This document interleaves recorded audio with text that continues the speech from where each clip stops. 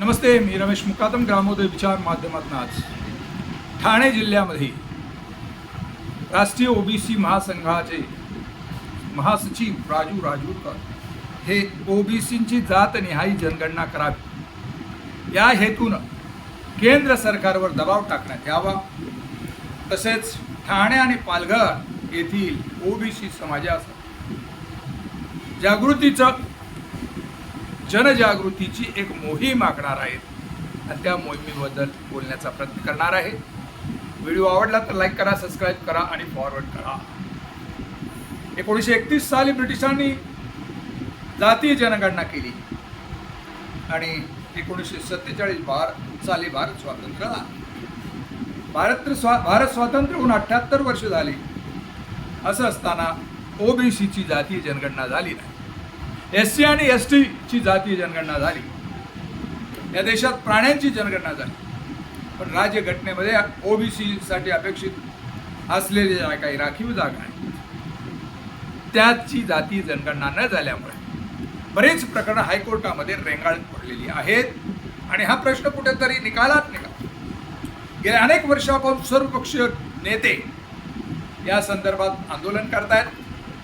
काँग्रेसच्या काळात असो, भारतीय जनता पार्टीच्या काळात असो, जनता दलाच्या काळात असो, वेगवेगळी सरकारे आली आणि गेली, परंतु त्यांनी जातीय जनगणना केली नाही.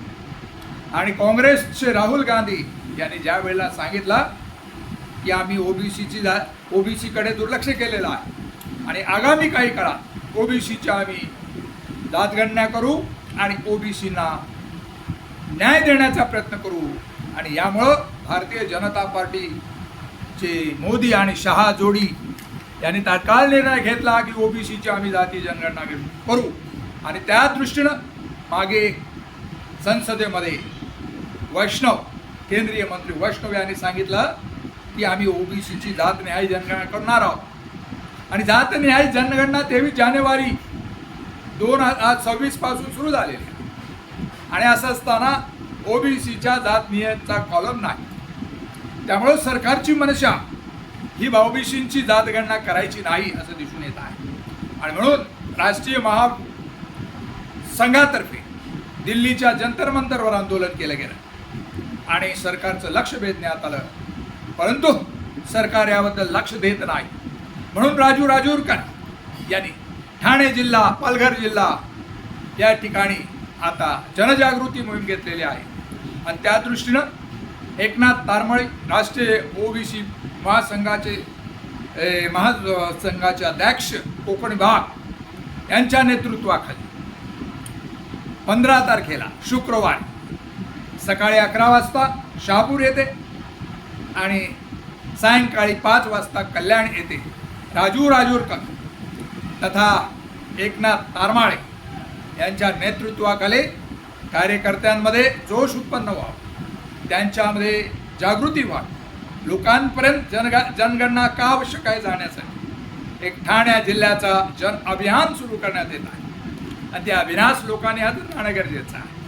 तसेच 16 तारखेला शुक्रवार सकाळी 11 पर्यंत कार्यकर्त्यांशी चर्चा राजू राजूरकर करणार आहे आणि 5 वाजता ठाणे येथे एक जाहीर सभेचं आयोजन होणार आहे आणि त्या ठिकाणी राजू राजूरकर आणि इतर ओबीसी महासंघाचे कार्यकर्ते मार्गदर्शन करणार. त्यानंतर 17 तारखेला रविवारी त्यांचा दौरा हा वाडा येथे आहे.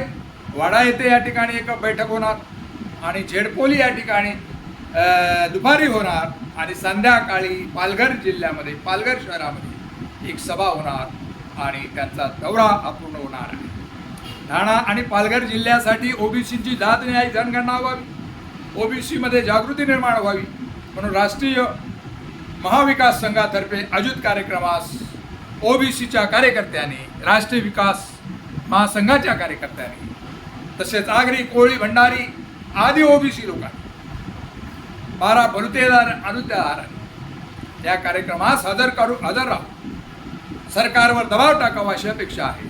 आणि या संदर्भात आपलं म्हणणं काय, कमेंट्स करा आणि माझा व्हिडिओ जर आवडला तर लाईक करा, सबस्क्राईब करा आणि फॉरवर्ड करा. जय हिंद, जय महाराष्ट्र, जय भारत.